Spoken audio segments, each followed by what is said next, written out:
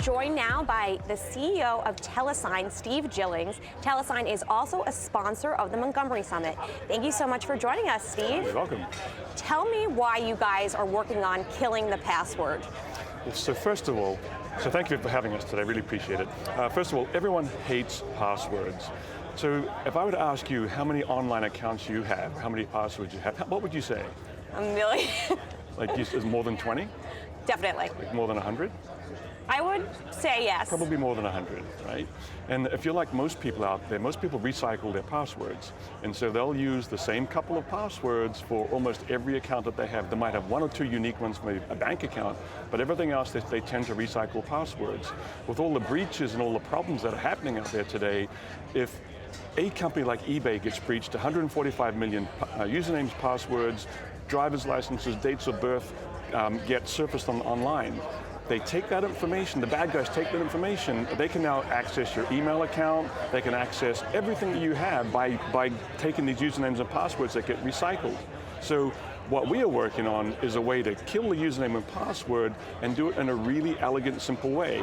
And we do that through what we call mobile identity, which is everyone has one of these. It's true. And it's never more than 3 feet away. And so mobile identity is, we believe that the only truly unique identifier that any one of us has is our mobile phone number, and it has to be readily identifiable. So, I mean, I could say my name is Jackie, but most people wouldn't believe me, but it's not irrefutable. With our phone numbers, they're completely unique globally, and to verify them, it's as simple as calling them. And so, with that in mind, we've built a whole pile of security services that overlay on top of the phone number. So, instead of having a username and a password, you simply enter your phone number. It automatically signals your phone. A screen pops up and says, allow or deny, or this is my account. And so it becomes very, very, very secure. So consumers are looking for a really simple, elegant way to secure their accounts and be able to log in and access that information safely. And then businesses and online companies are also looking for the same thing: secure, convenient, and affordable. And we offer all of that through our mobile identity platform. With the mobile identity, you guys are saying that that's going to be $1 billion industry. How could you be so confident about that? So we're part of what's called the identity and access management category, and today that's around a $10 billion annual business, going to about $18 billion over the next 4 years. And a huge amount of that money is spent on access management, which is exactly what mobile identity covers. And so it is at least a $1 billion industry over the next couple of years.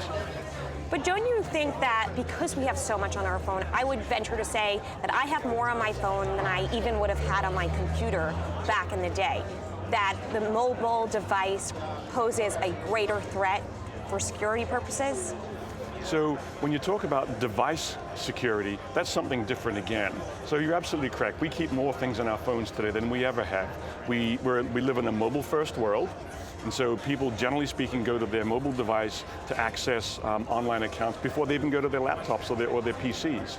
And so that used to be 80% accessing through the PC. Now it's sort of inverse, that it's going through the mobile device. So there's all kinds of security capabilities that we actually add to the device to make sure that it's you that's using that device and accessing your accounts. So things like, we can now actually understand, so if I give you my phone, we have technology that can say, hey, this isn't Steve using the phone.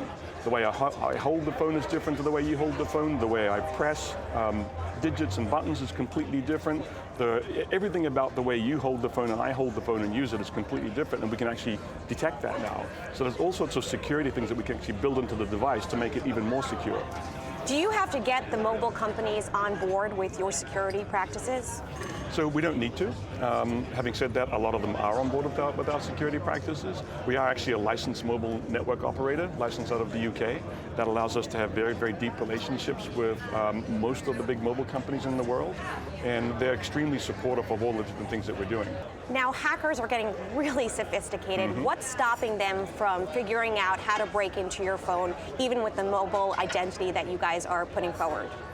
So ultimately there's no silver bullet when it comes to security. There's not one single process or program that will thwart hackers and stop them from doing what they're doing.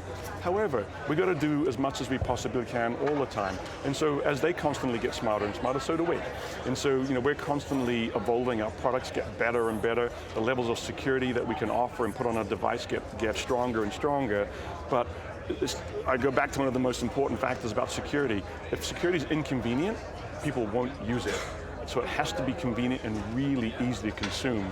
And that's been our big focus, is make it easy to consume, easy to use, and more secure. And so it's just a matter of keeping it. It's an arms race, there's no question about it, and so we just have to keep ahead of them as well. All right, well, thank you so much, Steve. It was great talking with you. Thank you.